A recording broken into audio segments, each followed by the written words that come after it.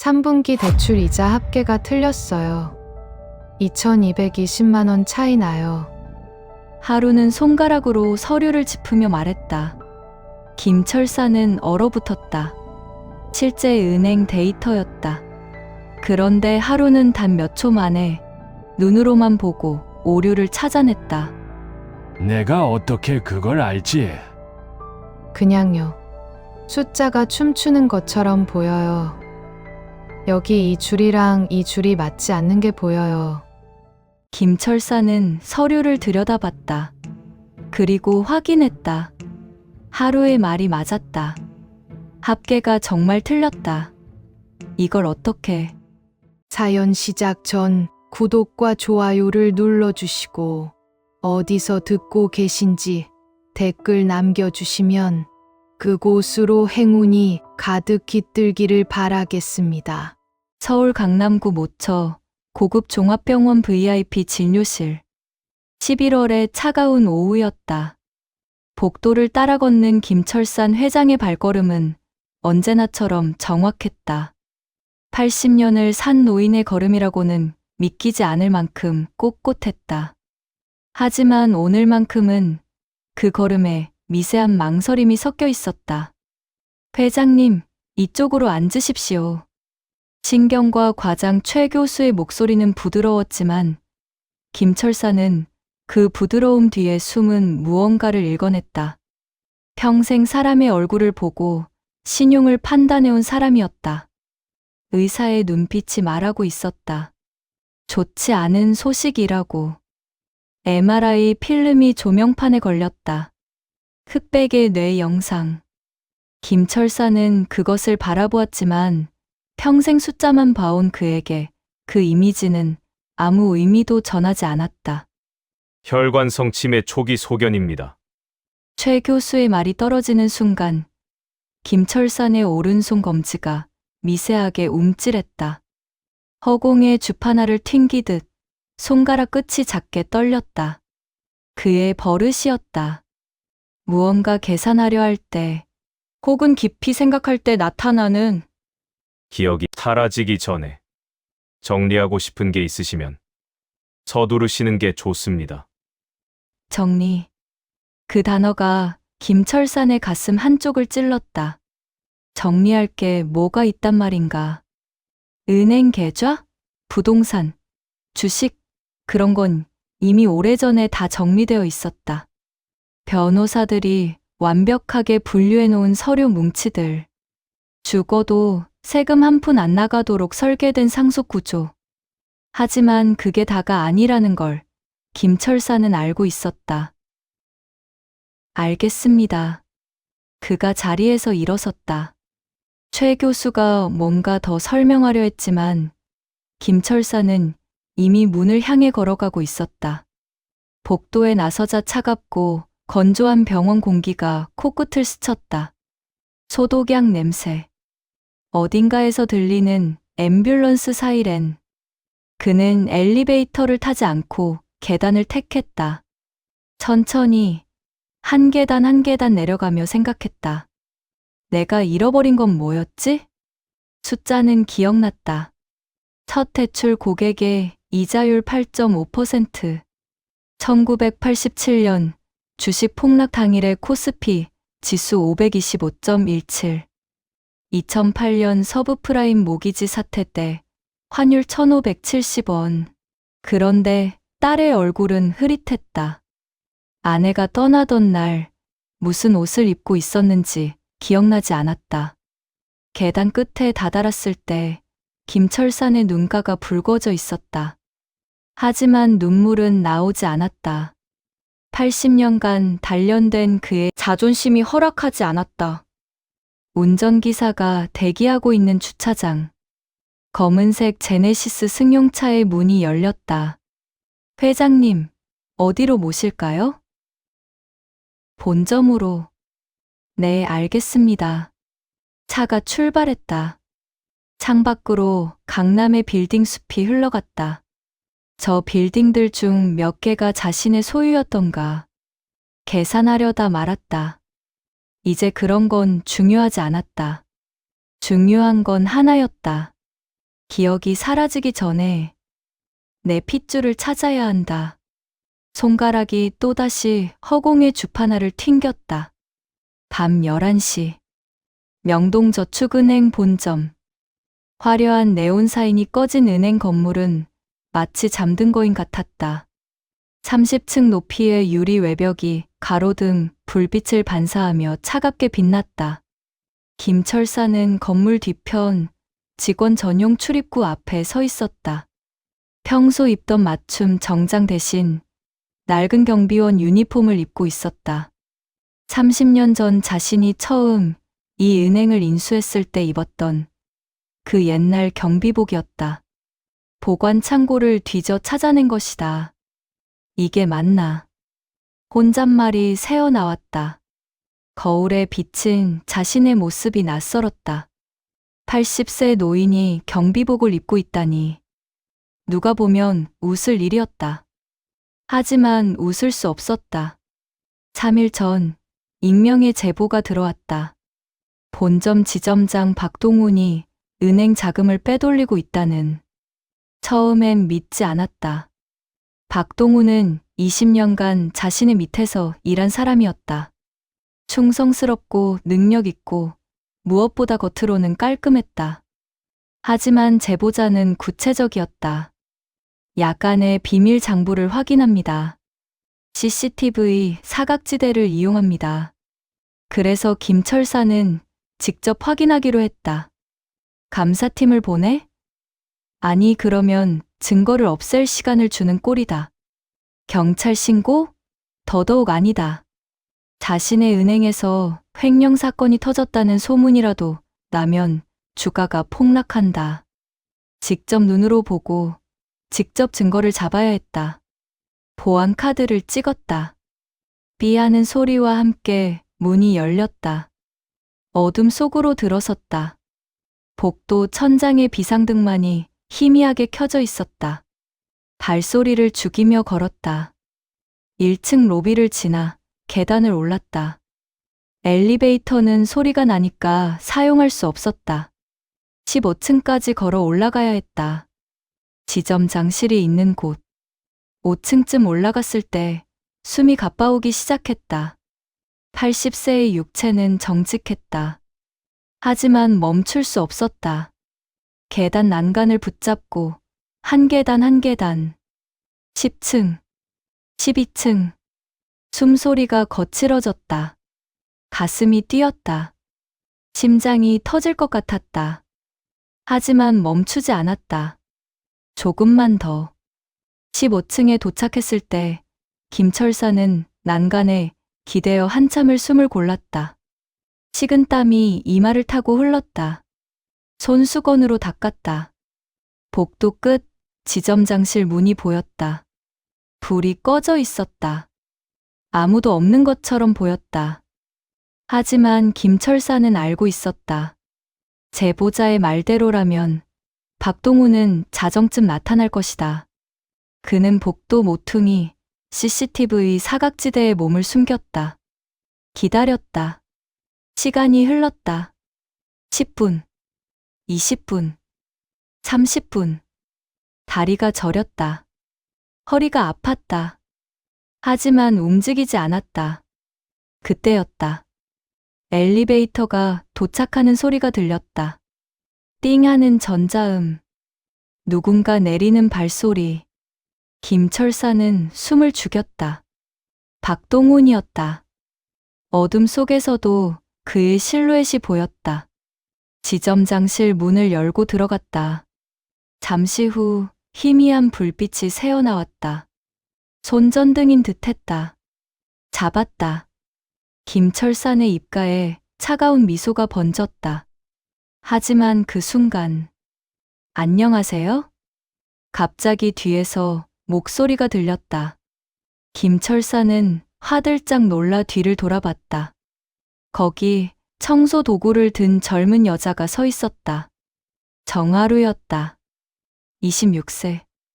명동저축은행 본점 용역 청소부. 새벽 4시부터 8시까지 은행이 문을 열기 전에 모든 층을 청소하는 일이 그녀의 일과였다. 경비 아저씨 새로 오셨어요? 하루는 환하게 웃으며 물었다. 김철사는 당황했다. 청소부가 있을 줄은 몰랐다.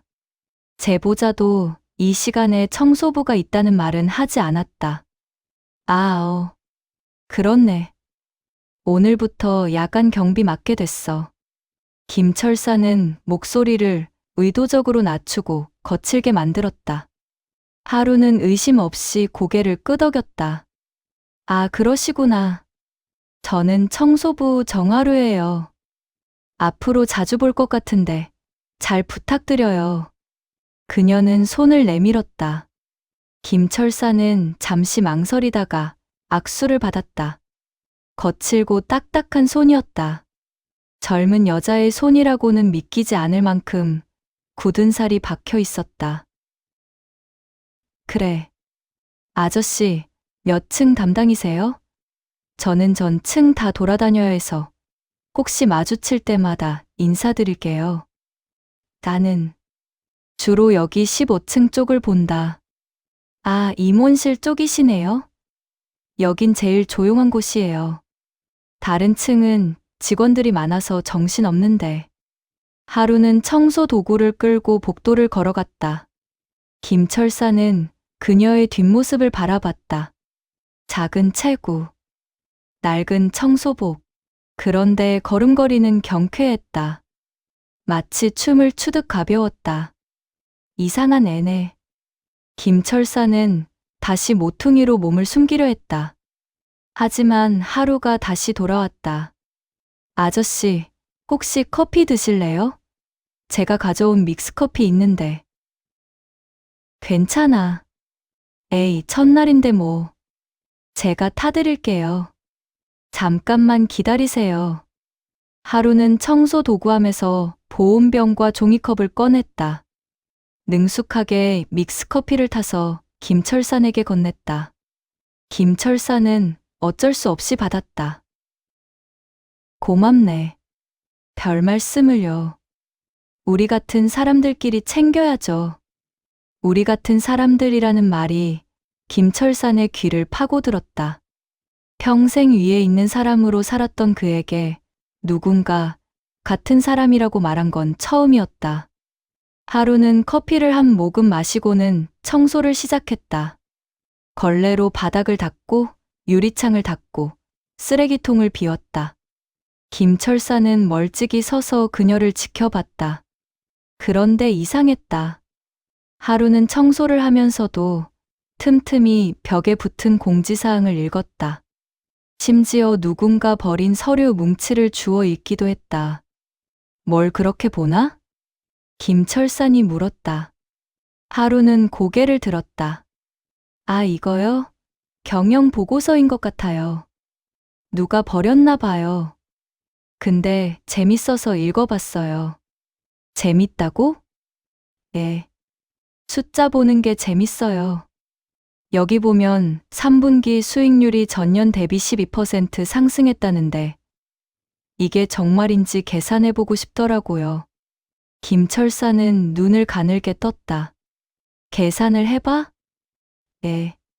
전 숫자 보면 머릿속에서 자동으로 계산이 돼요. 이상하죠?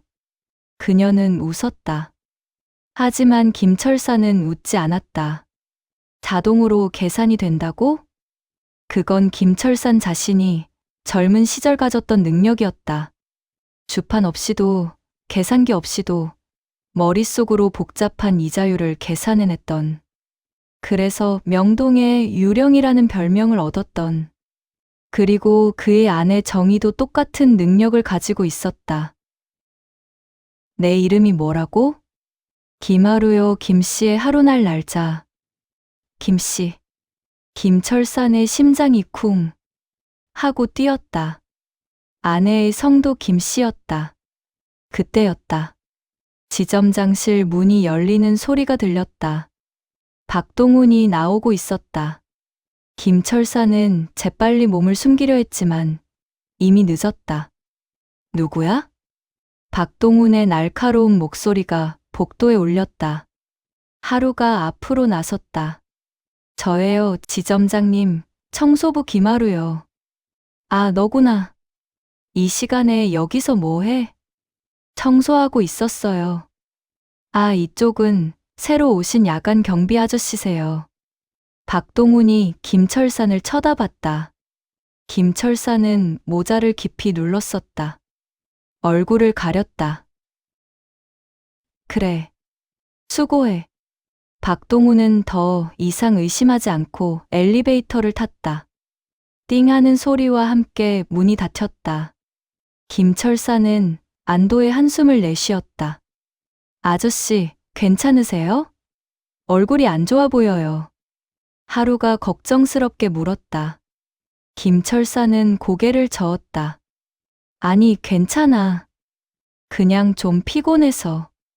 그럼 제가 청소 끝낼 때까지 여기서 좀 쉬세요. 제가 의자 가져다 드릴게요. 하루는 지점장실로 들어가 의자를 끌고 나왔다. 김철산은 앉았다. 하루는 다시 청소를 시작했다. 그런데 문제가 생겼다. 하루가 청소하다가 실수로 김철산이 들고 있던 서류 뭉치를 쳤다. 서류들이 바닥에 쏟아졌다. 아, 죄송해요. 하루는 황급히 서류를 주웠다. 김철산도 함께 주웠다. 그 서류는 사실 김철산이 박동훈을 조사하기 위해 미리 준비한 이자율 계산표였다. 복잡한 숫자들이 가득했다. 하루는 서류를 주우면서 무심코 그 내용을 봤다. 그리고 멈췄다. 왜? 아저씨, 이거 합계 틀렸어요. 김철산은 깜짝 놀라 하루를 쳐다봤다. 뭐? 여기요.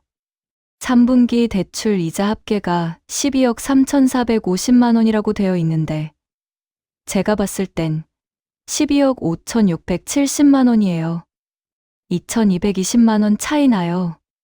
하루는 손가락으로 서류를 짚으며 말했다. 김철산은 얼어붙었다. 그 계산표는 일부러 틀리게 만든 게 아니었다. 실제 은행 데이터였다.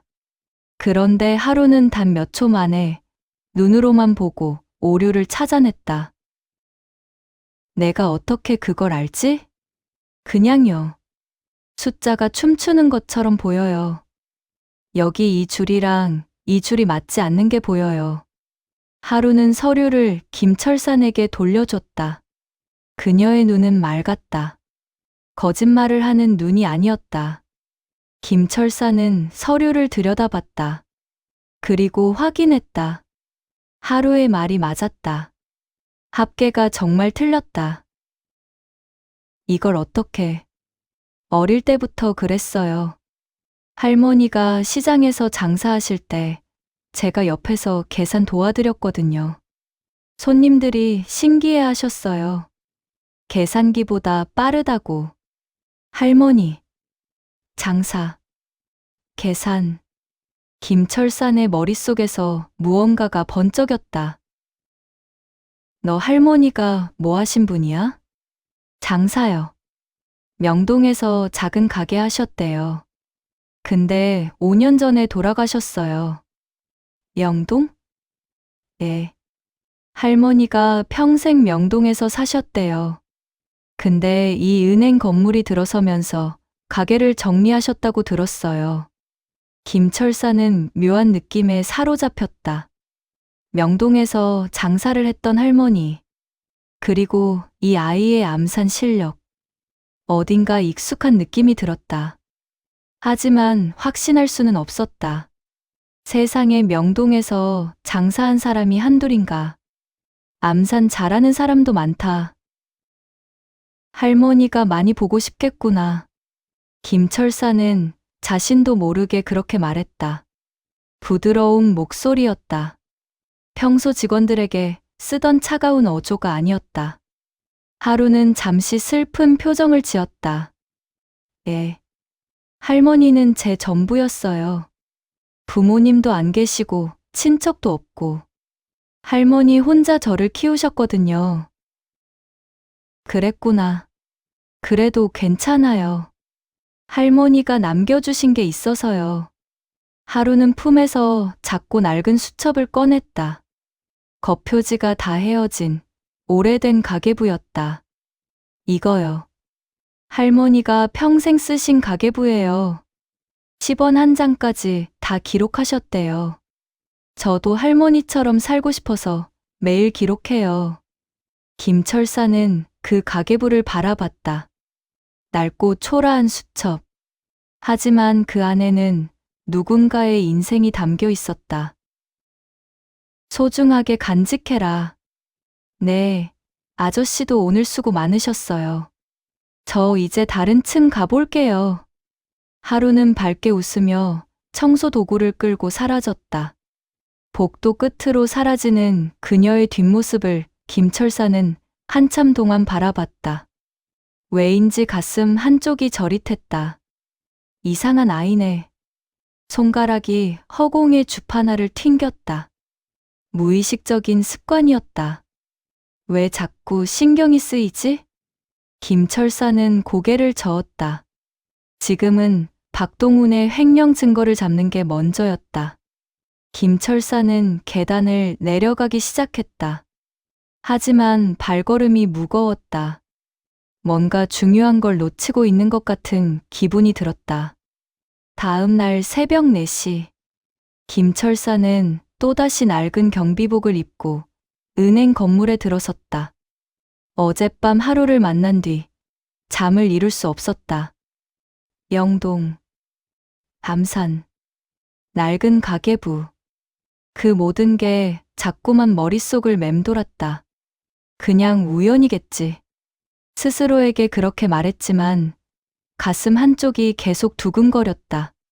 15층 복도에 도착했을 때 하루는 이미 청소를 시작하고 있었다. 할아버지, 오늘도 오셨어요? 하루는 반갑게 인사했다. 김철사는 고개를 끄덕였다. 어제 말이야. 예. 내가 서류 보고 합계 틀렸다고 했잖아. 그게 정말 맞더라. 김철사는 품에서 어제 그 계산표를 꺼냈다. 집에 가서 정밀하게 다시 계산해 본 것이다. 하루의 말대로 2220만 원 차이가 났다. 아, 그거요? 제가 맞췄어요? 하루는 신기하다는 듯 눈을 동그랗게 떴다. 어떻게 그렇게 빨리 계산했어? 계산기도 안 쓰고. 몰라요. 그냥 숫자가 보이면 자동으로 계산이 돼요. 자동으로? 예. 여기 이 숫자랑 이 숫자가 만나면 이렇게 되는 게 보여요. 마치 숫자들이 춤추는 것처럼. 하루는 손가락으로 공중에 뭔가를 그리듯 움직였다. 그 모습을 보던 김철사는 숨이 멎을 뻔했다. 그 손동작. 허공에서 무언가를 계산하듯 움직이는 그 손가락. 자신이 평생 해온 습관과 똑같았다. 내가 한번 해봐. 뭐려? 김철사는 주머니에서 또 다른 서류를 꺼냈다. 이번엔 더 복잡한 대출, 이자율 계산표였다. 이 표에서 3분기 전체 이자 수익을 계산해봐. 시간은 1분. 1분이요?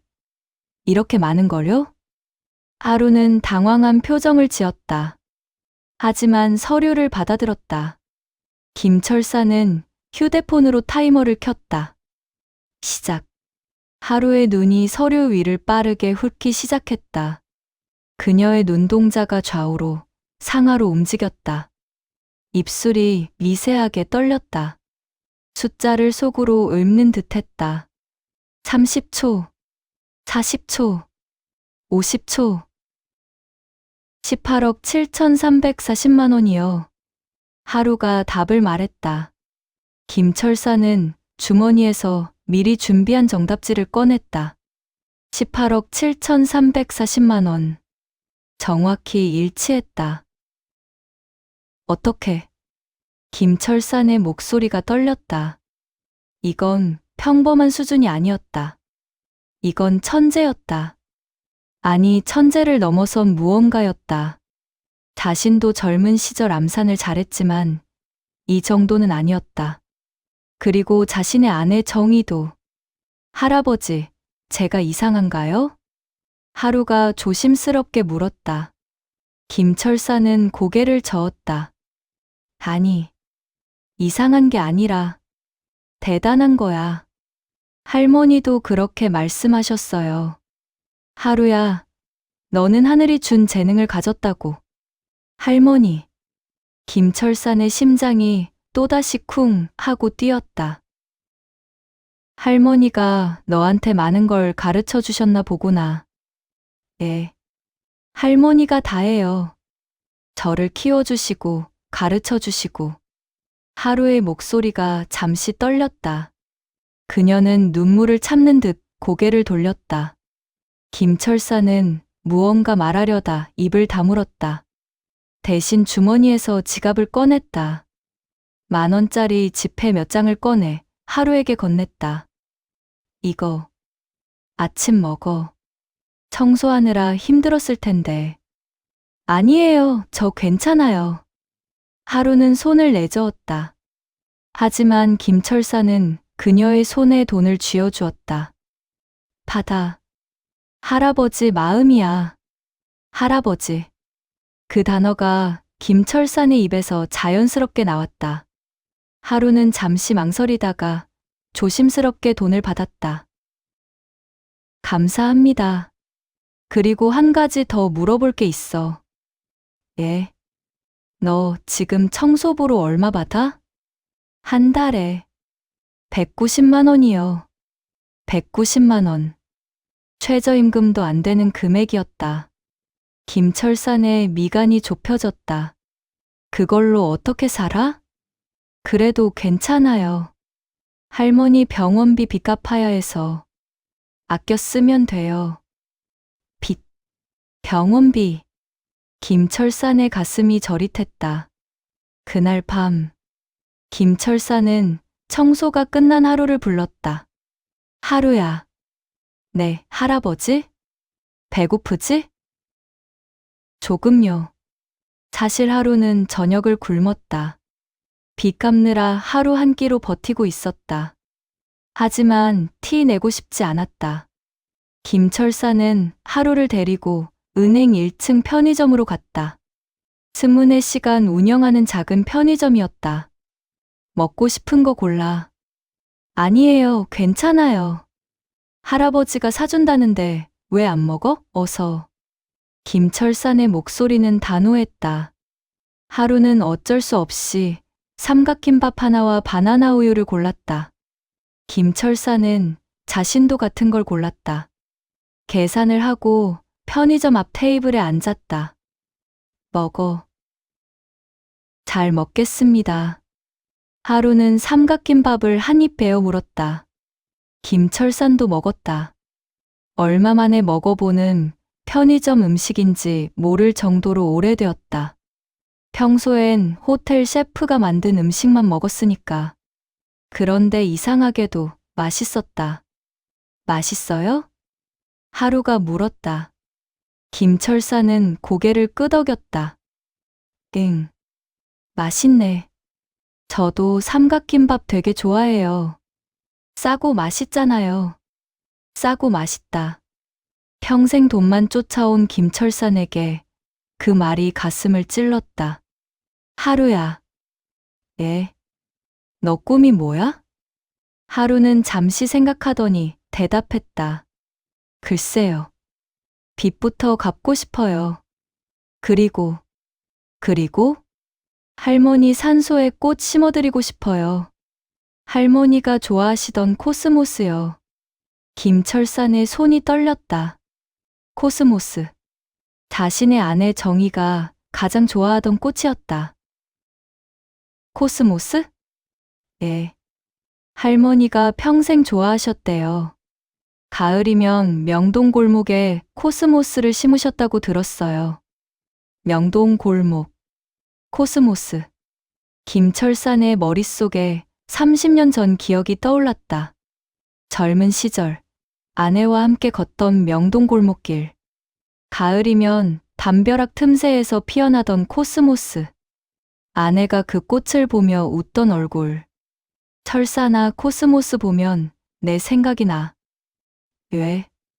꺾여도 다시 피잖아. 너처럼. 할아버지? 하루의 목소리에 김철사는 정신을 차렸다. 아, 미안. 생각에 잠겼네. 괜찮으세요? 얼굴이 안 좋아 보여요. 괜찮아. 그냥 옛날 생각이 나서. 김철사는 바나나 우유를 한 모금 마셨다. 달콤한 맛이 목을 타고 내려갔다. 하루야, 할머니 산소가 어디 있어? 경기도 파주요. 공동묘지예요. 그래. 김철사는 마음속으로 메모했다. 파주 공동묘지. 나중에 꼭 찾아가야겠다고. 편의점을 나선 후 김철사는 혼자 은행 옥상으로 올라갔다. 30층 높이의 옥상. 명동거리가 한눈에 내려다 보였다. 차가운 밤바람이 얼굴을 스쳤다. 그는 난간에 기대어 멍하니 야경을 바라봤다. 그리고 떠올렸다. 20년 전 아내와 딸이 떠나던 그날을. 회상 시작. 2005년 겨울. 당시 김철사는 45세였다. 은행을 인수한 지 5년 차. 사업은 승승장구했다. 하지만 가정은 무너지고 있었다. 당신, 오늘도 안 들어와요? 전화기 너머로 아내 정희의 목소리가 들렸다. 지친 목소리였다. 미안해. 오늘 중요한 계약이 있어서. 딸의 생일인데요. 오늘이 우리 딸 10살 생일이에요. 김철사는 순간 멈칫했다. 딸 생일. 잊고 있었다. 이안. 내일 보상해줄게. 선물 뭐 사줄까? 선물은 필요 없어요. 아빠 얼굴이 보고 싶대요. 알았어. 최대한 빨리 갈게. 하지만 김철사는 그날 새벽 4시에야 집에 돌아왔다. 딸은 이미 잠들어 있었다. 케이크는 그대로 식탁 위에 놓여 있었다. 그렇게 1년이 흘렀다. 2006년 봄. 철산 씨, 저 이제 못 참겠어요. 정희가 짐을 꾸리고 있었다. 딸도 옆에 서 있었다. 11살 딸의 눈에는 눈물이 고여 있었다. 뭐 하는 거야? 집 나갈 거예요. 딸 데리고. 무슨 소리야? 갑자기 왜? 갑자기가 아니에요. 당신한테는 우리가 없는 것 같아요.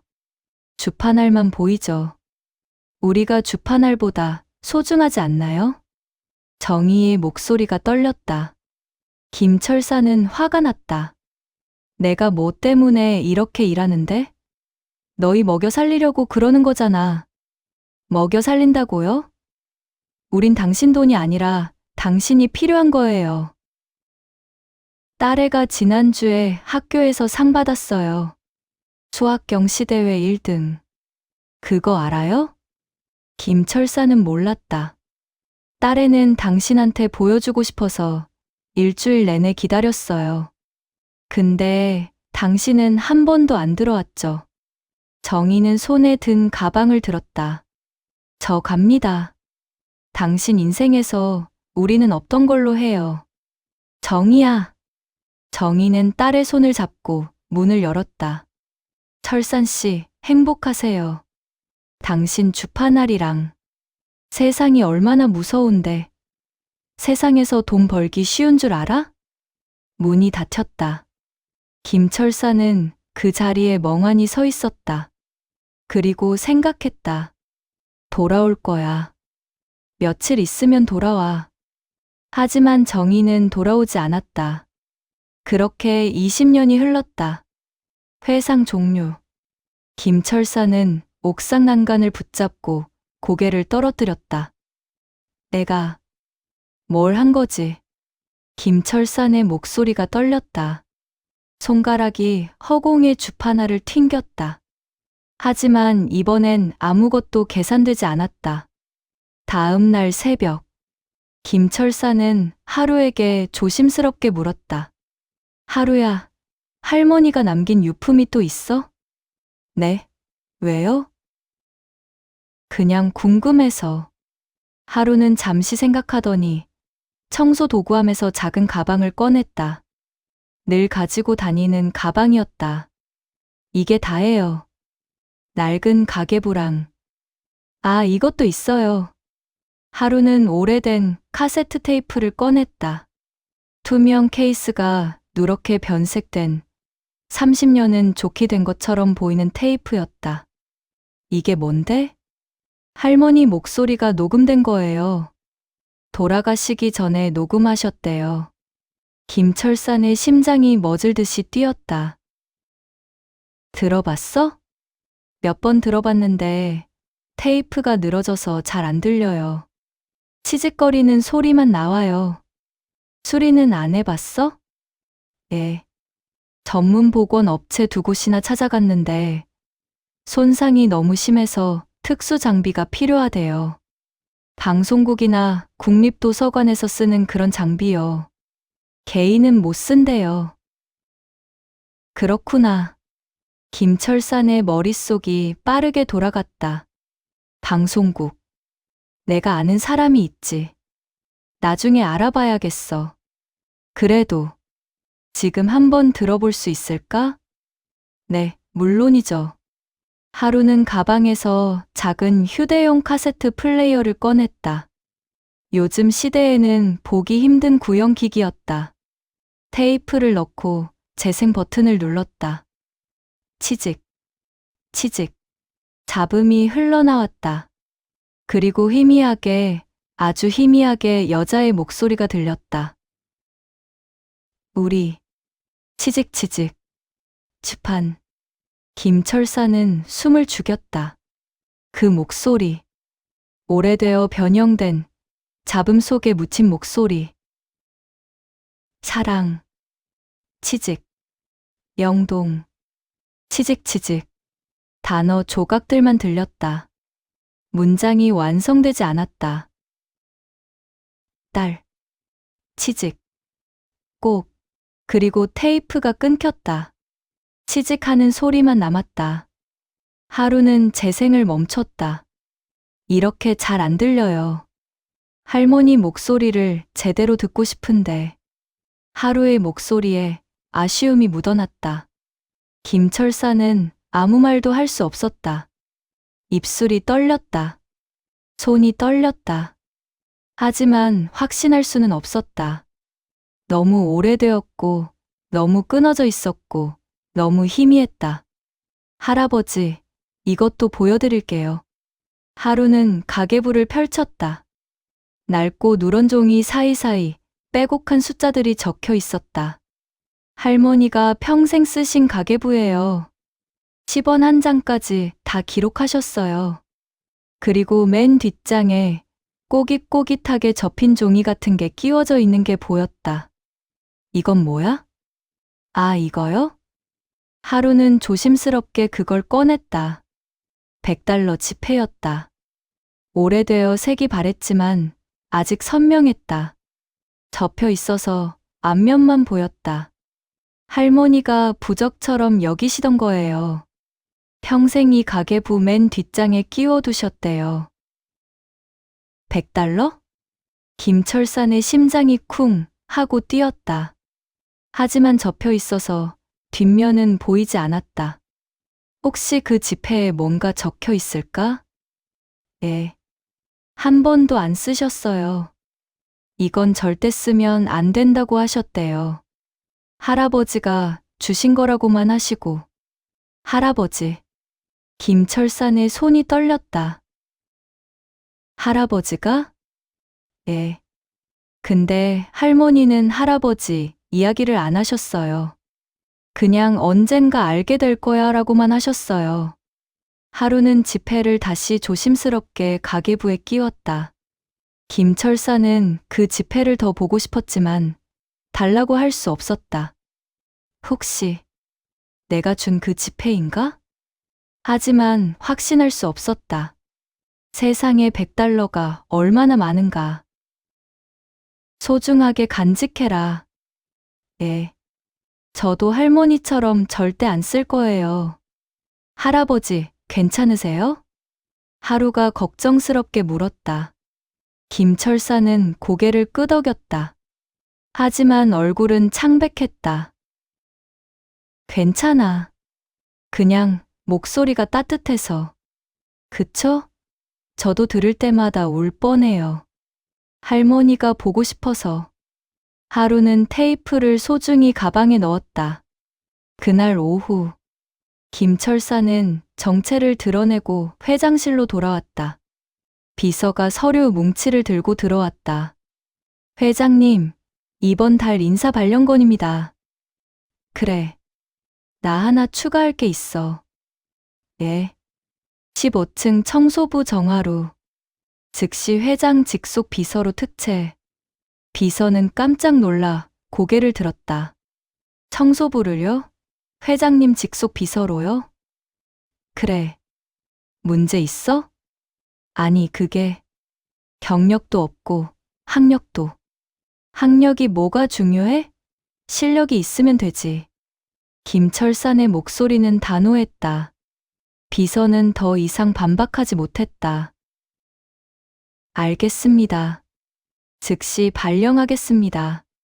비서가 나가려는 순간 김철산이 다시 불렀다. 잠깐. 네, 회장님. 정하루의 급여는 일반 비서보다 20% 높게 책정해. 그리고 성과급도 따로 지급할 수 있게 준비해둬. 예. 비서는 놀란 표정을 지었다. 신입인데 일반 비서보다 높은 급여라니. 문제 있어? 아닙니다. 바로 처리하겠습니다. 비서가 나갔다.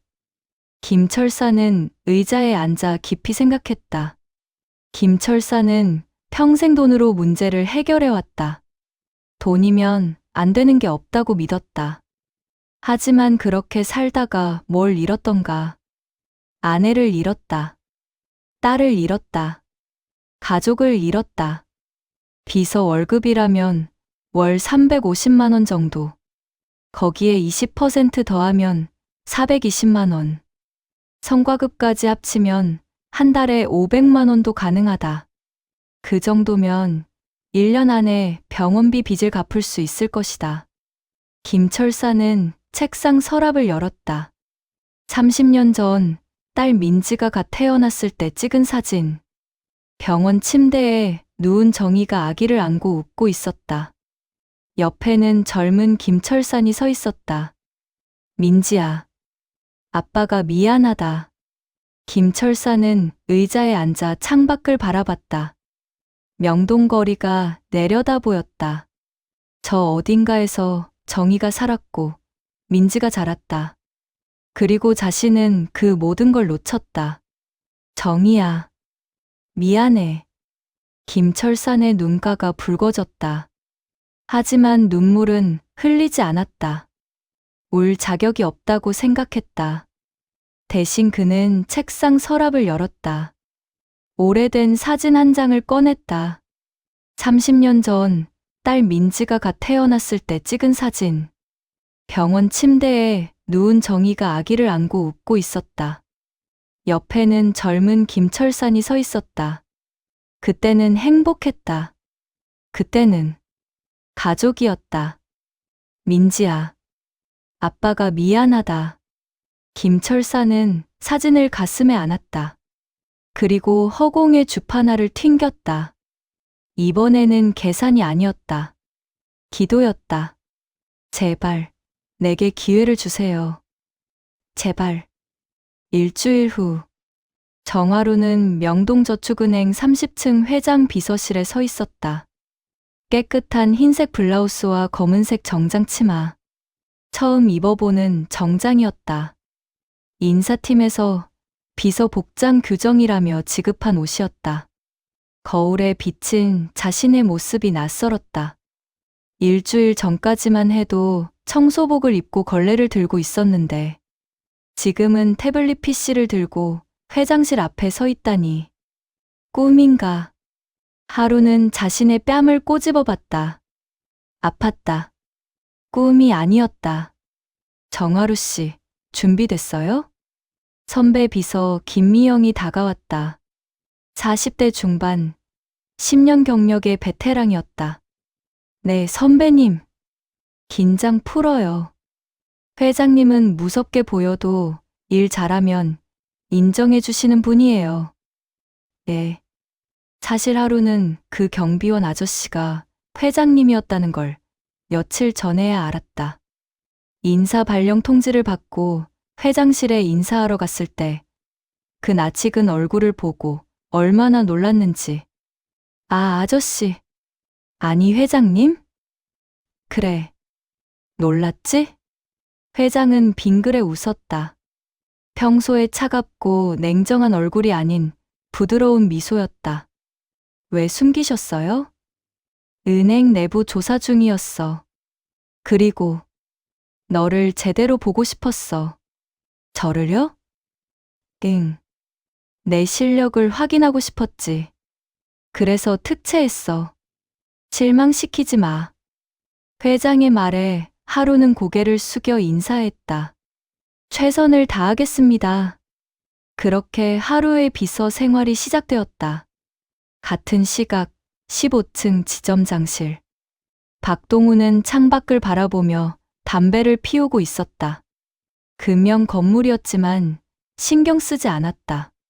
책상 위에는 비밀 장부가 놓여 있었다. 그가 3년간 빼돌린 은행 자금 내역. 총 12억 원. 제길. 박동우는 담배를 재떨이에 비볐다. 정하루. 그 청소부가 회장 비서로 특채되었다는 소식을 들었을 때 그의 등에서 식은땀이 흘렀다. 일주일 전 하루가 자신의 방을 청소할 때가 떠올랐다. 혹시 그때 이 장부를 봤을까? 금고를 여는 걸 봤을까? 설마. 아니겠지. 하지만 불안했다. 더 불안한 건 회장이 왜 갑자기 그 청소부를 특채했냐는 것이었다. 20년간 회장 밑에서 일했지만 회장이 이렇게 파격적인 인사를 한 적은 없었다. 특히 학력도 경력도 없는 청소부를. 뭔가 있어. 박동우는 인터폰을 눌렀다. 최 대리. 네, 지점장님. 정하루 신상정보 다시 조사해. 가족관계, 학력, 경력, 빚 전부 다. 이미 인사팀에서 조사했을 텐데요. 다시 하라고. 더 깊이 파.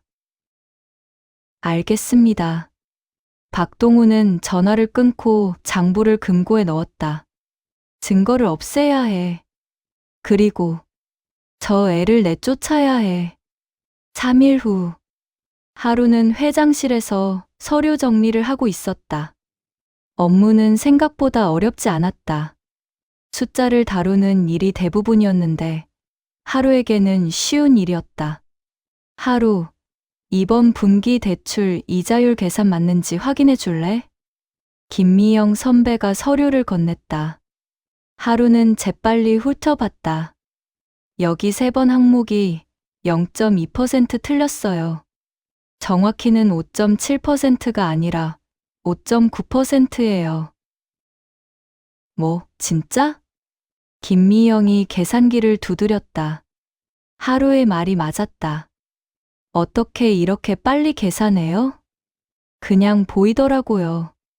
대단하네. 회장님이 왜 특채하셨는지 알겠어요. 그때 하루의 휴대폰이 울렸다. 발신자 서울대학병원 채권관리팀. 하루의 얼굴이 굳었다. 비톡촉 전화였다. 죄송해요. 전화 좀 받고 올게요. 하루는 복도로 나갔다. 손이 떨렸다. 여보세요. 정하루 씨 맞으시죠? 병원비 연체건으로 연락드렸습니다. 현재 3,200만 원 미납 상태인데 이번 달 말까지 최소 500만 원은 입금하셔야 합니다. 네, 알고 있어요. 지난달에도 같은 말씀 드렸는데 입금이 안 되셨어요. 이번엔 꼭 부탁드립니다. 안 그러면 법적 조치 들어갑니다. 예. 꼭 입금할게요. 전화가 끊겼다. 하루는 벽에 기대어 한숨을 내쉬었다. 500만 원. 지금은 비서가 되어서 월급이 420만 원이지만 첫 월급은 다음 주에나 나온다. 그때까지 어떻게 버티지? 하루 씨? 뒤에서 목소리가 들렸다. 놀라서 돌아보니 박동훈 지점장이 서 있었다. 아, 지점장님. 무슨 일 있어요? 얼굴이 안 좋은데. 박동훈은 부드럽게 웃었다.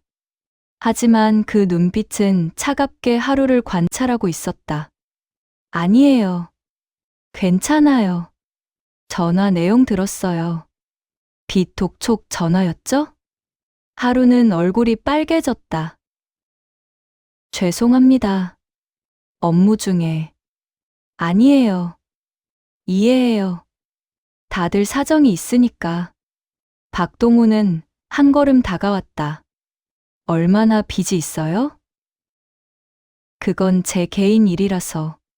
도와주고 싶어서 그래요. 나도 젊을 때 빚 때문에 고생했거든요. 박동훈의 목소리는 친절했다. 하지만 하루는 왠지 모를 불편함을 느꼈다. 괜찮습니다. 제가 해결할게요. 그래요? 그럼 어쩔 수 없고. 박동훈은 돌아서며 마지막으로 말했다. 혹시 도움 필요하면 언제든 말해요. 지점장으로서 직원 챙기는 건 당연하니까. 그는 사라졌다. 하루는 그 뒷모습을 보며 미간을 찌푸렸다. 왜 저렇게 친절하지? 전엔 청소부 취급하더니. 그날 밤, 박동훈은 자신의 사무실에서 최 대리를 불렀다. 조사 결과 나왔어요? 예. 정하루, 26세.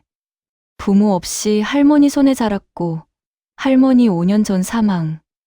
서울대학병원 치료비로 3,200만 원 빚이. 현재 채권 추심 단계입니다. 3,200만 원. 박동훈의 입꼬리가 올라갔다. 약점이 있네. 예. 저 애는 돈이 급해. 급하면 실수를 하지. 박동훈은 책상 서랍에서 서류 한 뭉치를 꺼냈다. 이거 봐. 그건 고객 예치금 관리 대장이었다. 5천만 원짜리 예치금 하나가 있어. 고객 김영수 씨. 70세 노인이고 치매 초기라 은행 거래를 잘 기억 못해. 그래서요? 이 예치금을 정하루가 횡령했다고 조작할 거야. 예. 최 대리는 놀라서 박동훈을 쳐다봤다. CCTV 조작하고 서류 조작하고 증인 매수하면 돼. 간단해. 지점장님, 그건 너도 공범이야. 지난 3년간 내가 빼돌린 돈 중 5천만 원은 내 계좌로 들어갔지? 최 대리는 입을 다물었다. 왜 정하루를 그렇게까지 하시려는 겁니까? 저 애가 뭔가 알고 있어. 회장이 왜 특채했겠어?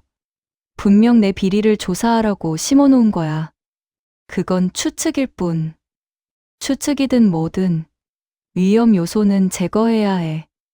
내가 20년 고생해서 만든 이 판을 망칠 순 없어. 박동훈은 서류를 최 대리에게 건넸다. 내일부터 작업 시작해. CCTV 푸티지 편집하고 고객 예치금 대장에서 정하루가 인출한 것처럼 만들어. 알겠습니다. 최 대리가 나갔다. 박동훈은 의자에 기대어 냉소를 지었다. 정하루. 미안하지만 넌 희생양이 되어야 해. 같은 시각 30층 회장실. 김철사는 모니터로 은행 내부 CCTV를 보고 있었다. 15층 복도. 박동훈이 최 대리와 이야기하는 모습이 보였다. 소리는 들리지 않았지만 김철사는 알 수 있었다. 뭔가 꾸미고 있어. 박동훈의 표정, 최 대리의 주저하는 모습, 그리고 건네진 서류, 비서 김, 네 회장님, 김미영이 들어왔다. 박동훈 지점장 감시 계속해. 누구 만나는지 뭐 하는지 전부 보고해. 예. 그리고 정화로 보호해. 혹시 박동훈이 접근하면 바로 알려줘. 알겠습니다. 김미영이 나간 후 김철사는 창밖을 바라봤다. 하루. 그 아이가 자신의 손녀일 가능성이 점점 커지고 있었다. 암산 실력, 코스모스, 명동, 카세트 테이프의 목소리, 100달러 지폐. 하지만 아직 확신할 수 없었다. 100달러 지폐의 뒷면을 봐야 해. 내가 쓴 메모가 있는지 확인해야 해. 하지만 어떻게? 하루에게 달라고 할 수도 없고. 김철사는 손가락으로 허공의 주파나를 튕겼다. 박동훈이 하루를 노리고 있어. 뭔가 함정을 파고 있어. 당장 나서서 막고 싶었다. 하지만 참아야 했다. 박동훈의 횡령 증거를 확실히 잡기 전까지는. 그리고 하루가 정말 손녀인지 확인하기 전까지는 조금만 더 기다려. 조금만.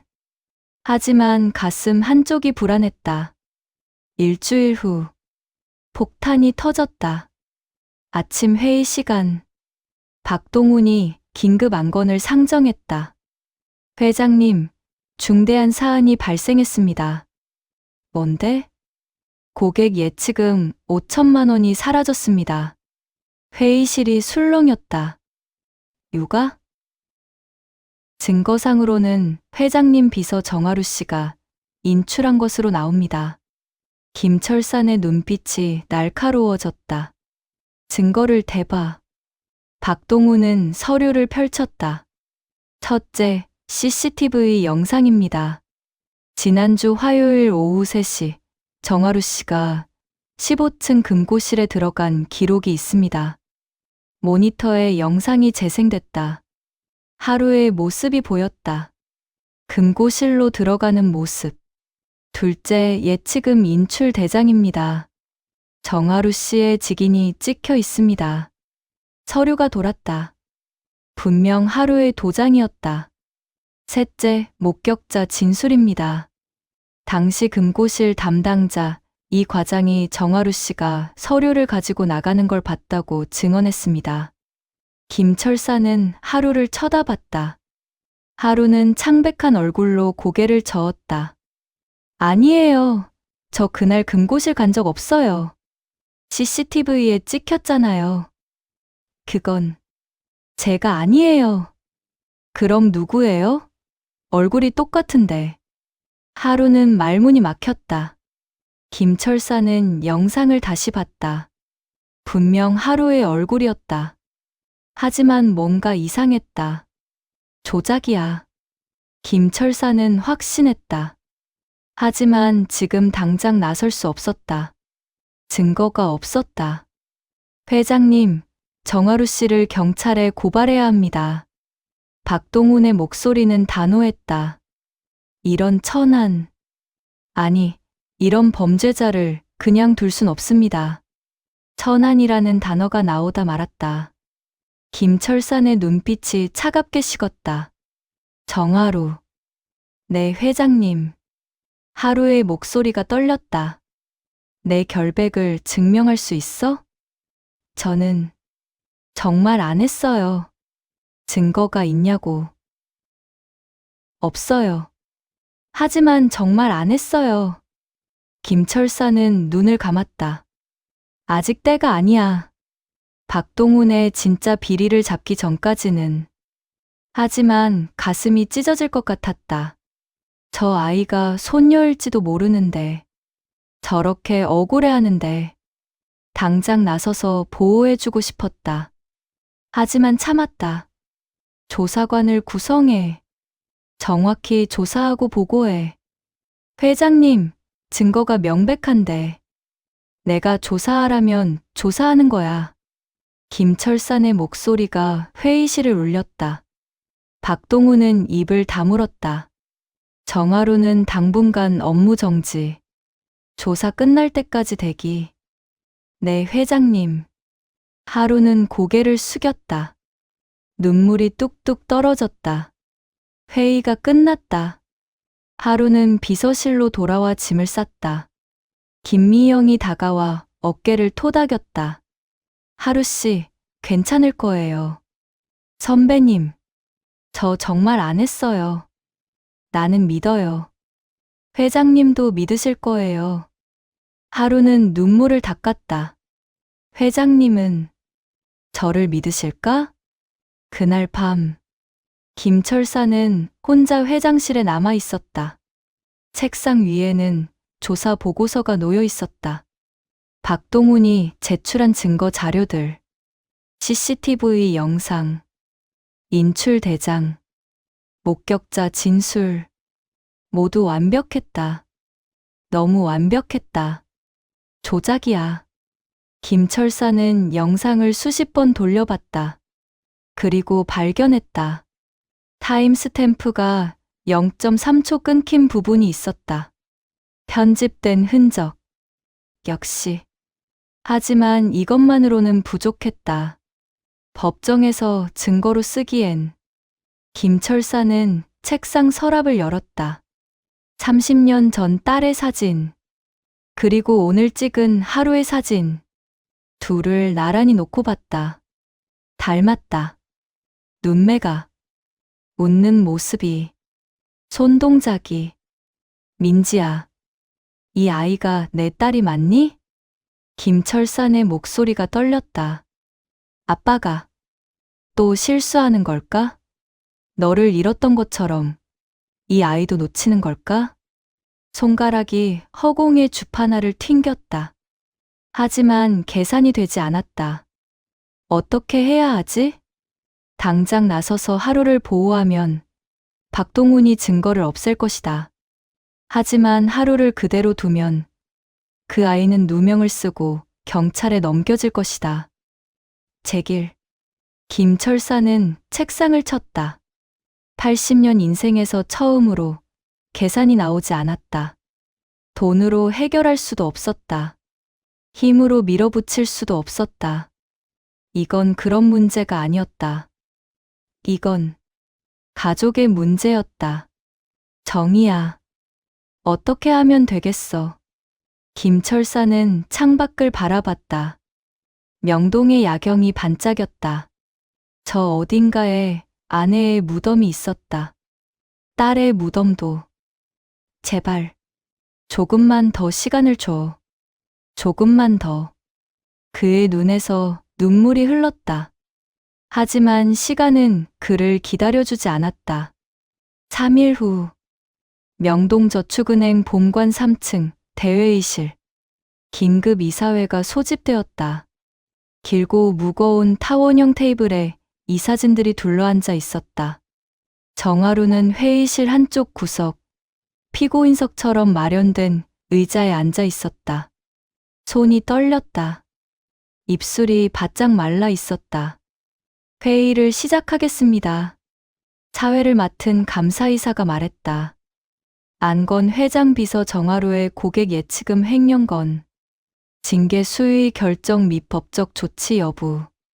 테이블 위에 증거 자료들이 쌓였다. CCTV 영상, 인출 대장, 목격자 진술서. 박동훈은 테이블 끝에 앉아 차분한 표정으로 서류를 넘기고 있었다. 그의 눈빛에는 승리의 확신이 담겨 있었다. 김철산 회장은 상석에 앉아 말없이 하루를 바라봤다. 정하루 씨, 할 말 있습니까? 감사이사가 물었다. 하루는 떨리는 목소리로 대답했다. 저는 정말 안 했습니다. 그날 금고실에 간 적도 없고 예치금을 만진 적도 없어요. 하지만 증거가 명백합니다. CCTV에 당신이 찍혔고 당신의 도장이 찍힌 서류가 있습니다. 그건 조작입니다. 누군가 저를 함정에 빠뜨린 거예요. 누가 그런 짓을 하겠습니까? 증거 없이 추측만 해서는 곤란합니다. 하루는 입을 다물었다. 증거가 없었다. 자신을 믿어줄 사람도 없었다. 박동훈이 입을 열었다. 회장님, 이사님들. 저는 20년간 이 은행에서 일했습니다. 한 번도 직원을 의심한 적 없었습니다. 그의 목소리는 진지했다. 하지만 이번 거는 다릅니다. 증거가 너무 명백합니다. 고객의 소중한 재산을 횡령했다는 것. 이것은 은행의 신뢰를 무너뜨리는 중대한 범죄입니다. 그래서 제가 하는 건 뭡니까? 즉시 경찰에 고발해야 합니다. 그리고 이런 이런 비도덕적인 사람을 우리 은행에서 영구 퇴출해야 합니다. 천한이라는 단어가 또 나왔다. 박동훈은 재빨리 단어를 바꿨지만 모두가 들었다. 김철산의 눈빛이 차갑게 식었다. 하루는 고개를 떨구었다. 눈물이 주르륵 흘렀다. 할머니, 저 어떡하죠? 그때 김철산이 입을 열었다. 정하루. 네, 회장님. 하루는 눈물을 닦으며 고개를 들었다. 내 결백을 증명할 게 있느냐? 같은 질문이었다. 지난번에도 물었던. 하루는 고개를 저었다. 없습니다. 증거가 없어? 예. 하지만. 하루는 잠시 망설이다가 말했다. 저는 할머니께 배웠습니다. 10원 한 장도 허투루 쓰지 말라고. 남의 돈에 손대는 건 죽어도 안 된다고. 하루는 떨리는 손으로 가방을 열었다. 할머니가 남긴 가계부가 있습니다. 이게 제가 어떻게 살아왔는지 보여주는 전부입니다. 낡은 가계부를 꺼냈다. 겉표지가 다 헤어진 30년은 좋게 된 수첩. 박동훈이 비웃었다. 가계부가 무슨 증거입니까? 그런 걸로 횡령을 부정할 수 있다고 생각하십니까? 하지만 이게 제 전부예요. 할머니가 평생 10원 단위까지 기록하신 거예요. 저도 할머니처럼 살았어요. 단 한 푼도. 그만하십시오. 박동훈이 손을 내저었다. 감상팔이는 필요 없습니다. 법정에서 통할 것 같습니까? 이사님들, 시간 낭비입니다. 바로 표결에 붙이십시오. 감사이사가 고개를 끄덕였다. 그럼 표결하겠습니다. 정하루를 경찰에 고발하는 것에 찬성하시는 분. 이사들이 하나둘 손을 들기 시작했다. 하루는 절망적인 표정으로 그 모습을 봤다. 끝났구나. 그때였다. 박동훈이 자리에서 벌떡 일어나며 소리쳤다. 이런 천한 도둑을 왜 이렇게 오래 끌어야 합니까? 당장 경찰 부르십시오. 그는 분노한 듯 하루에게 다가왔다. 당신 같은 것이 감히 신성한 은행에 발을 들여놓다니. 박동훈은 하루의 손에서 가계부를 빼앗았다. 이딴 낡은 수첩으로 뭘 증명할 수 있다고. 그리고 힘껏 던졌다. 가계부가 공중으로 날아갔다. 페이지들이 펄럭였다. 바닥에 떨어졌다. 그 순간 가계부 사이에 끼워져 있던 무언가가 떨어져 나왔다. 꼬깃꼬깃하게 접혀 있던 종이. 아니, 종이가 아니었다. 100달러 지폐였다. 바닥에 펼쳐진 채 떨어진 지폐.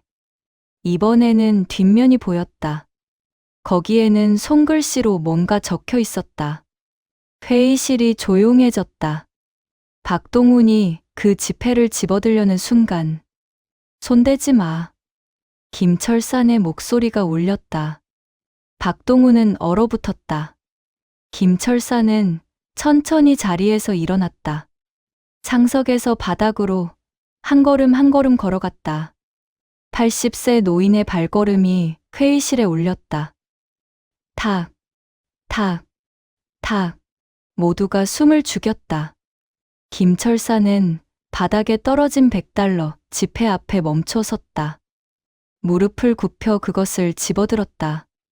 손이 떨렸다. 지폐를 들어 올렸다. 뒷면. 거기에 적힌 손글씨. 우리 딸, 세상의 빛이 되어라. 아빠가 그 아래 작은 글씨로 2005년 12월 15일 민지에게. 김철산의 세계가 멈췄다. 인지. 자신의 딸 이름. 2005년 12월 15일. 딸이 10살이 되던 생일. 자신이 직접 쓴 글씨였다. 회의실에 침묵이 흘렀다. 1초, 5초, 10초, 30초. 아무도 말하지 않았다. 아무도 움직이지 않았다. 김철산의 거친 숨소리만이 회의실을 채웠다. 그의 손이 바르르 떨렸다. 입술이 떨렸다. 이건. 목소리가 갈라졌다. 이건 내가 쓴 글씨다. 하루는 놀란 표정으로 회장을 쳐다봤다. 회장님? 김철사는 하루를 돌아봤다. 그의 눈에서 눈물이 주르륵 흘렀다. 80년 인생에서 사람들 앞에서 우는 건 처음이었다. 이 지폐 할머니한테 받았다고 했지? 예. 할머니가 부적처럼 여기시던 거예요. 할아버지가 주신 거라고. 할머니 이름이 김정희? 예. 김철사는 비틀거렸다. 이사 한 명이 황급히 의자를 가져왔다. 김철사는 그 자리에 주저앉았다. 김정희는 내 아내였어. 회의실이 술렁였다. 30년 전 내가 돈만 쫓다가 잃어버린 내 아내. 그리고 딸 민지. 김철사는 지폐를 꽉 쥐었다. 이 돈은 내가 민지 10살 생일에 준 거야. 하지만 그날 나는 집에 안 갔어. 회사 일이 바빠서. 대신 이 돈에 메모를 써서 아내한테 전해달라고 했지. 그의 목소리가 떨렸다. 그게 마지막이었어. 그 후 아내와 딸이 집을 나갔어. 나는 자존심 때문에 찾지 않았어. 김철사는 하루를 바라봤다. 하루야. 예. 너 엄마 이름이 뭐니? 민지 아니니? 하루는 눈이 휘둥그레졌다. 어떻게 아세요? 할머니가 한번 제 엄마 사진 보여주시면서 민지라고 하신 적이. 김철사는 하루를 끌어안았다. 80세 노인이 26세 여자를 꼭 껴안았다. 내가 내 손녀였구나. 할아버지? 미안하다. 미안해. 늦었어. 너무 늦었어. 김철사는 소리내어 울었다. 회의실의 이사들은 충격에 빠져 서로를 쳐다봤다. 박동우는 창백한 얼굴로 뒤로 물러섰다. 한참을 운 후 김철사는 하루를 놓아주고 자리에서 일어났다. 눈물을 닦았다. 하지만 눈빛은 차가웠다. 회장의 눈빛이었다. 박동우는 움찔했다. 네, 회장님. 지금까지 연극 잘 봤어. 연극이요? 내 손녀를 도둑으로 만들려는 내 연극 말이야. 김철사는 주머니에서 USB 하나를 꺼냈다. 이게 뭔지 알아? 지난 3년간 내가 은행 자금 12억을 어떻게 빼돌렸는지 다 들어있어. 비밀 계좌, 해외 송금 내역 전부. 박동훈의 얼굴이 하얗게 질렸다. 그리고 이번 CCTV 조작도 다 알아. 타임스탬프 0.3초 편집한 거. 목격자 이 과장한테 500만 원 준 거. 최대리 협박한 거. 그건 내가 왜 당장 안 잡았는지 알아? 김철사는 한 걸음 다가갔다. 증거를 확실히 잡고 싶었어.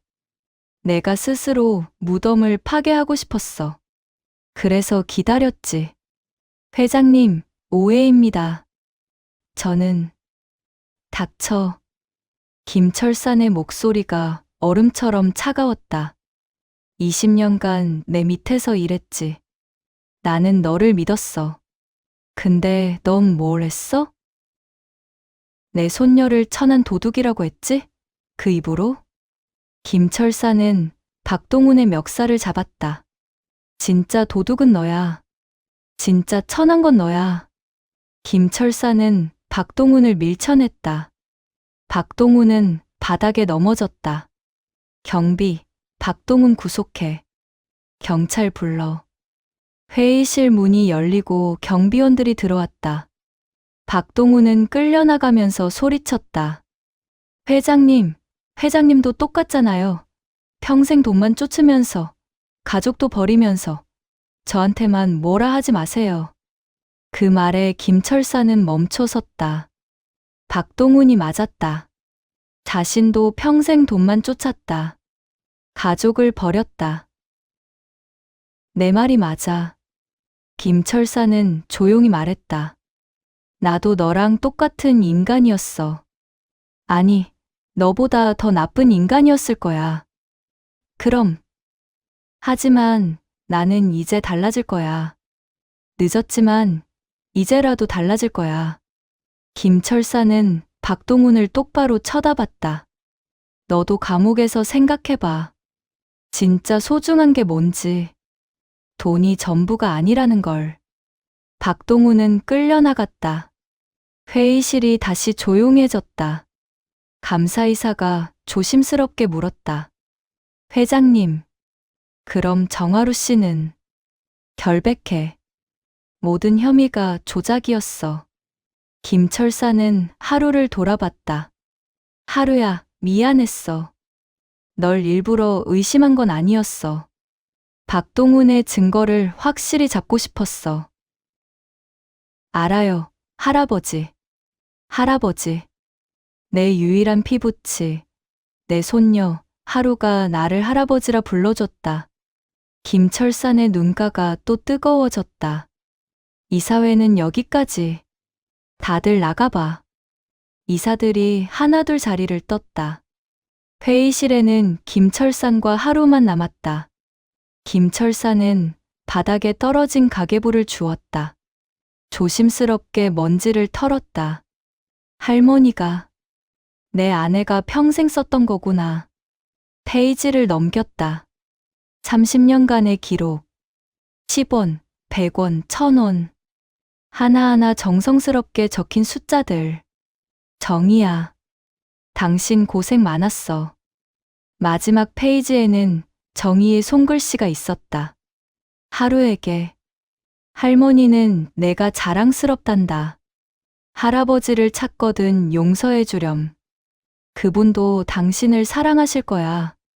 할머니가.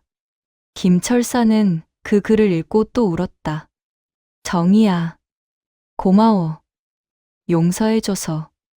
하루는 할아버지 옆에 앉았다. 그리고 조용히 손을 잡았다.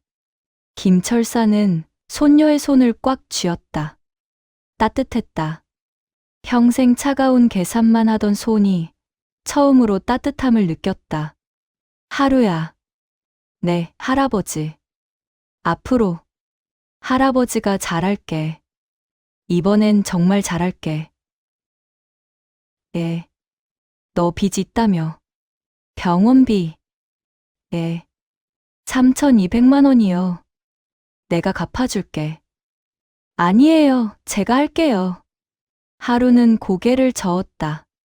할머니가 그러셨어요. 남한테 빌린 건 꼭 갚아야 한다고. 제가 이래서 갚을게요. 김철사는 손녀를 바라봤다. 강한 아이였다. 자신의 피를 이어받았다. 그래. 내가 갚고 싶으면 그렇게 해. 대신, 예. 월급 올려줄게. 그리고 성과급도 1년 안에 갚을 수 있게. 고마워요, 할아버지. 김철사는 웃었다.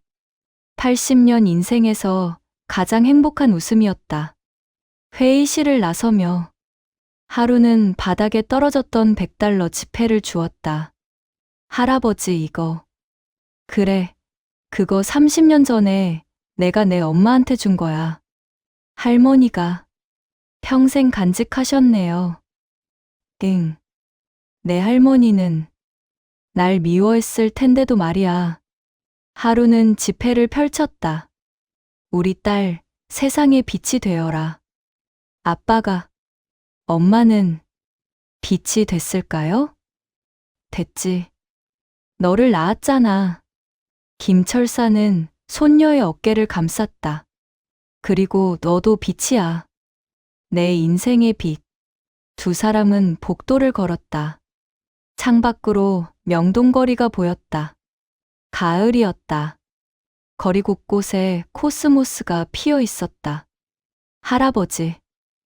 응? 할머니 산소에 코스모스 심으러 갈래요? 그래. 같이 가자. 할아버지와 손녀. 30년 만에 만난 가족. 계산할 수 없는 기적. 100달러, 지폐 한 장이 만들어낸 기적. 일주일 후. 검은색 제네시스 지구12, 경기도 파주 방향으로 달리고 있었다. 운전석에는 기사가, 뒷좌석에는 김철산과 정하루가 나란히 앉아 있었다. 하루의 무릎 위에는 코스모스 화분이 놓여 있었다. 분홍색, 하얀색 코스모스가 바람에 살랑거렸다. 할아버지, 떨려요. 하루가 조용히 말했다. 왜? 엄마 처음 뵙잖아요. 얼굴도 잘 기억 안 나는데. 김철사는 손녀의 손을 잡았다. 괜찮아. 내 엄마는 너를 자랑스러워할 거야. 그럴까요? 그럼 이렇게 씩씩하게 자란 딸을 보면 얼마나 기쁘겠어. 차창 밖으로 가을 풍경이 흘러갔다. 단풍이 물든 산, 황금빛 들판. 김철사는 30년 만에 딸을 만나러 가고 있었다. 아니, 정확히는 딸의 무덤을. 파주 공동묘지. 작은 언덕 위에 두 개의 산소가 나란히 있었다. 고 김민지 지묘, 고 김정희 지묘. 딸과 아내의 무덤이었다. 김철사는 무덤 앞에 멈춰 섰다. 다리가 떨렸다. 한 걸음도 더 나아갈 수 없었다. 할아버지. 하루가 팔을 잡아주었다. 김철사는 그 손을 붙잡고 천천히 무덤 앞으로 걸어갔다. 무릎을 꿇었다. 잔디가 축축했다. 이슬이 바지에 스며들었다. 하지만 신경 쓰지 않았다. 민지야. 아빠 왔어. 목소리가 떨렸다. 늦었지? 30년이나 늦었어. 미안해. 김철사는 딸의 비석을 쓰다듬었다. 차가운 돌이 손끝에 닿았다. 아빠가 바보였어. 돈만 쫓다가 정작 소중한 걸 다 잃어버렸어. 눈물이 뚝뚝 떨어졌다. 내가 학교에서 상 받았던 거 기억 못했던 거 아니? 아빠가 너무 바빠서. 너무 바보였어. 하루는 옆에서 코스모스를 심기 시작했다. 무덤 주위에 하나씩 정성스럽게. 엄마, 저예요. 하루. 기억 안 나시죠? 저도 엄마 얼굴 잘 기억 안 나요. 하루의 목소리도 떨렸다. 근데 할머니가 그러셨어요. 엄마가 저를 얼마나 사랑했는지. 저 나타가 돌아가셨다고. 하루는 눈물을 닦았다. 엄마, 저 이제 할아버지 찾았어요. 엄마가 평생 그리워하셨던 할아버지. 김철사는 아내의 무덤으로 자리를 옮겼다. 정희야, 당신 고생 많았지? 혼자서 민지 키우고 손녀까지 키우고. 미안해. 내가 남편으로서, 아빠로서 제대로 못해서. 김철사는 무덤에 이마를 대고 한참을 울었다. 하루는 할머니 무덤에 코스모스를 심으며 조용히 말했다. 할머니, 걱정 마세요. 제가 할아버지 잘 모실게요. 그날 밤, 김철산의 저택 서재. 넓고 조용한 방. 책장에는 경영 서적들이 빼곡했다. 하지만 오늘은 책 대신 작은 카세트 플레이어가 책상 위에 놓여 있었다. 할아버지, 준비됐어요? 하루가 물었다. 응. 김철사는 고개를 끄덕였다. 일주일 전 김철사는 비서를 통해 방송국 음향 전문가를 섭외했다. 최고의 장비로 늘어진 카세트 테이프를 복원하게 했다. 오늘 그 테이프가 도착했다. 하루는 떨리는 손으로 테이프를 플레이어에 넣었다. 재생 버튼을 눌렀다. 잠시 침묵. 그리고 여자의 목소리가 흘러나왔다. 또렷했다. 이번엔 잡음이 없었다. 철사나, 이 목소리 들리나요? 김정희의 목소리였다. 김철사는 숨을 죽였다. 아마 내가 세상 떠난 뒤에 이걸 듣겠죠. 하루가 전해줄 거예요. 당신을 미워했어요. 많이 미워했어요. 왜 우리보다 돈이 더 중요했냐고. 왜 민지 생일도 기억 못하냐고. 목소리에 슬픔이 묻어났다. 근데 이제는 용서해요. 김철산의 눈에서 눈물이 흘렀다. 당신도 힘들었을 거예요. 가난에서 벗어나고 싶어서, 우리를 잘 먹이고 싶어서 그렇게 일했겠죠. 민지는, 우리 딸은 당신 닮아서 똑똑했어요. 숫자를 잘 봤어요. 당신처럼 주판을 튕기는 신용도 했고요. 김철사는 소리내어 울기 시작했다. 민지가 하루를 낳고 떠났어요. 나는 혼자 손녀를 키웠어요. 힘들었지만 행복했어요. 하루는 당신과 민지를 닮았거든요. 철사나, 하루를 부탁해요. 내가 못다한 사랑, 당신이 해줘요. 그리고 목소리가 잠시 멈췄다. 당신이 주판 튕기던 그 손으로 하루를 안아주세요. 따뜻하게. 사랑해요, 철사나. 평생 미워한 것 같지만 여전히 사랑해요. 테이프가 끝났다. 서재에 침묵이 흘렀다. 김철사는 책상에 엎드려 한없이 울었다. 하루는 할아버지 옆에 앉아 등을 쓰다듬었다. 할머니가 할아버지 용서하셨대요. 미안해. 정이야. 고마워. 김철사는 한참을 울고 난 뒤 하루를 끌어안았다. 하루야, 할아버지가 잘할게. 정말 잘할게. 네, 할아버지. 이제부터는 돈이 아니라 너를 먼저 생각할게. 주판알이 아니라 내 손을 먼저 잡을게. 하루는 할아버지의 품에서 고개를 끄덕였다. 따뜻했다.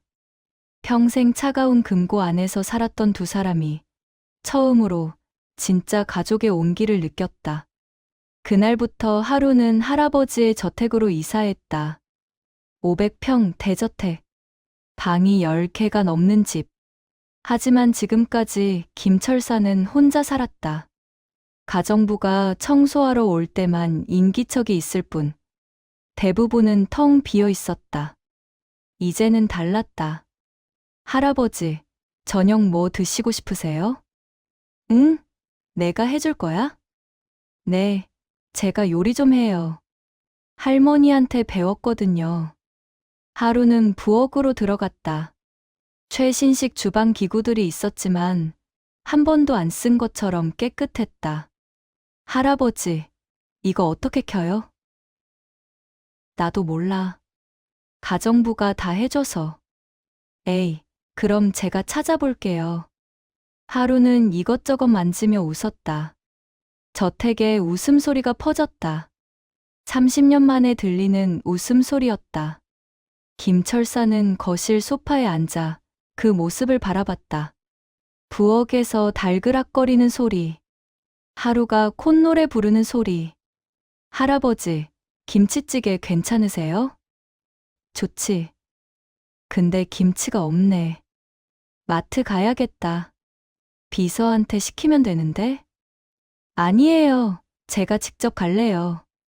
할아버지도 같이 가요. 마트를? 김철사는 평생 마트에 가본 적이 없었다. 필요한 건 다 시켜서 받았다. 네, 같이 가요. 재밌어요. 하루는 할아버지의 손을 잡고 밖으로 나갔다. 김철사는 끌려가듯 따라갔다. 그런데 이상했다. 기분이 좋았다. 명동 대형 마트. 저녁 시간이라 사람들이 붐볐다. 김철사는 처음 보는 풍경에 어리둥절했다. 할아버지, 이리 와요. 하루는 카트를 밀며 신나게 이것저것 담았다. 김치, 두부, 고추장. 아, 파도 사야 되고. 저거 다 사는 거야? 네. 집에 아무것도 없잖아요. 오늘부터 제가 요리할 거니까 장 봐야죠. 하루는 과일 코너로 달려갔다. 할아버지, 사과 좋아하세요? 응, 좋아해. 그럼 이거요. 와, 세일하네요. 1,000원 싸졌어요. 하루는 신나서 사과를 담았다. 김철사는 그 모습을 보며 생각했다. 1,000원. 자신에게 1,000원은 아무 의미 없는 돈이었다. 점심 식사 한 번에 30만 원을 쓰는 사람이었다. 하지만 하루에게 1,000원은 소중했다. 할머니에게서 배운 것이었다. 작은 돈도 아껴야 한다고. 할아버지, 이것도 사요. 바나나 우유. 하루가 바나나 우유를 들어 보였다. 편의점에서 같이 마셨던 그 음료. 그래, 사자. 계산대에서 총 32,000원입니다. 하루는 지갑을 꺼냈다. 김철산이 말렸다. 내가 낼게. 아니에요, 제가요. 제 첫 월급으로 할아버지한테 저녁 해드리고 싶어요. 하루는 카드를 내밀었다. 김철사는 가만히 지켜봤다. 손녀가 자신을 위해 돈을 쓰는 것. 그게 얼마나 소중한 일인지 이제야 알았다. 잘 먹을게, 하루야. 후, 기대하세요. 시간 점프 자막 1년 후 명동저축은행 30층 회장실. 김철사는 책상에 앉아 서류를 보고 있었다. 하지만 예전처럼 밤늦게까지 일하지 않았다. 오후 6시가 되면 퇴근했다. 하루와 저녁을 먹기 위해서. 똑똑. 문이 열리고 하루가 들어왔다. 이제는 정식 이사 직함을 단 하루였다. 할아버지, 이번 분기 실적 보고서예요. 하루는 태블릿을 건넸다. 김철사는 확인했다. 수익률 12% 상승이라. 잘했네. 할아버지가 지시하신 대로 했어요. 중소기업 대출 금리 낮추고 서민금융상품 늘렸더니 오히려 고객이 늘었어요. 그렇지? 사람을 먼저 생각하면 돈은 따라오는 거야. 김철사는 흐뭇하게 웃었다. 너 빚은 다 갚았어? 네. 지난달에 마지막 입금했어요. 하루는 환하게 웃었다. 1년 걸렸네요. 할아버지가 월급 많이 주셔서 가능했어요. 내가 일 잘해서 준 거지. 당연한 대가야. 고마워요, 할아버지. 김철사는 서랍을 열었다. 작은 상자를 꺼냈다. 하루야, 이거. 뭐예요? 상자를 열자 자동차 키가 들어 있었다. 빚 다 갚은 거 축하한다. 내 차 사줬어. 네, 이게. 아빠가 딸한테 해주지 못한 것들. 이제라도 손녀한테 해주고 싶어서. 하루는 눈물을 글썽였다. 할아버지, 울지 마. 이거 받고 나한테 운전도 해줘야 하는데. 에이, 할아버지 기사 있잖아요. 기사 말고 손녀가 운전하는 차 타고 싶단 말이야. 두 사람은 웃었다. 그해 가을. 파주 공동묘지. 김민지와 김정희의 산소. 1년 전 심었던 코스모스가 무성하게 피어 있었다. 분홍색, 하얀색 코스모스가 바람에 흔들렸다. 김철산과 하루는 무덤 앞에 나란히 앉아 있었다. 엄마, 할머니, 저 이제 빚 다 갚았어요. 하루가 말했다. 그리고 회사에서 이사됐어요. 할아버지가 인정해 주셨대요. 김철산이 덧붙였다. 민지야, 청이야. 하루가 정말 잘 크고 있어. 너희처럼 강하고 똑똑하고 착해. 아빠가 이제 제대로 하고 있어. 늦었지만 열심히 하고 있어. 코스모스가 바람에 흔들렸다. 마치 대답하는 것처럼. 할아버지. 응? 행복해요. 하루가 할아버지 어깨에 기댔다. 나도 행복해, 하루야. 김철사는 손녀의 손을 잡았다. 따뜻했다. 이제는 주파나를 튕기지 않았다. 대신 손녀의 손을 잡았다. 그게 더 소중했다. 시간 자막 현재. 따뜻한 봄날. 김철산의 저택 서재. 책상 위에 낡은 가계부가 놓여 있었다. 할머니 김정희가 평생 썼던 가계부.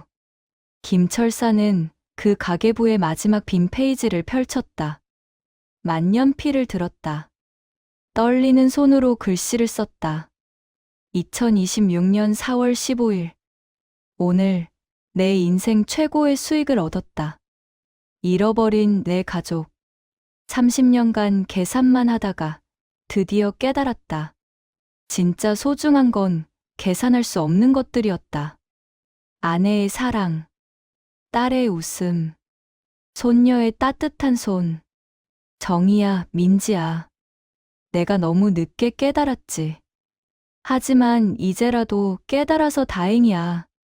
하루는 이제 내 전부야. 돈도 회사도 명예도 다 줄 수 있어. 하지만 하루만은 절대 놓지 않을 거야. 이 가계부의 마지막 장을 이렇게 쓴다. 수입 사랑, 계산 불가, 지출 후에, 전액 소진, 잔액 행복, 무한대. 할아버지.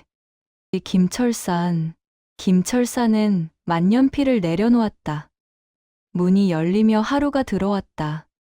할아버지, 저녁 준비됐어요. 오늘은 제가 할머니 레시피로 된장찌개 끓였어요. 그래? 정이표 된장찌개? 네. 할머니 가계부 뒤에 레시피 메모가 있더라고요. 그랬구나. 김철사는 일어섰다. 서재 창문 너머로 정원이 보였다. 코스모스가 피어 있었다. 하루가 심은 꽃이었다. 할아버지, 빨리 와요.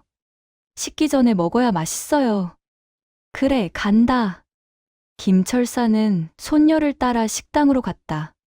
테이블에는 따뜻한 저녁 식사가 차려져 있었다. 두 사람은 마주 앉았다. 잘 먹겠습니다. 밥을 먹으며 하루가 물었다. 할아버지, 내일 뭐 하세요? 응, 내일? 토요일이니까. 너랑 같이 영화 보러 갈까? 진짜요? 좋아요. 그래. 그리고 저녁엔 맛있는 거 먹으러 가자. 와, 할아버지 최고. 하루는 환하게 웃었다. 김철산도 웃었다. 80년 인생. 평생 주파날만 튕기며 살았다. 하지만 이제는 달랐다. 이제는 계산이 아닌 사랑을 센다. 하루, 이틀, 사흘. 손녀와 함께하는 날들을. 그게 진짜 부였다. 계산할 수 없는, 하지만 가장 소중한 부. 하루야. 네, 할아버지? 사랑해. 저도 사랑해요, 할아버지. 창밖으로 봄바람이 불어왔다. 코스모스가 흔들렸다. 낡은 가계부는 이제 닫혔다. 하지만 새로운 이야기가 시작되었다.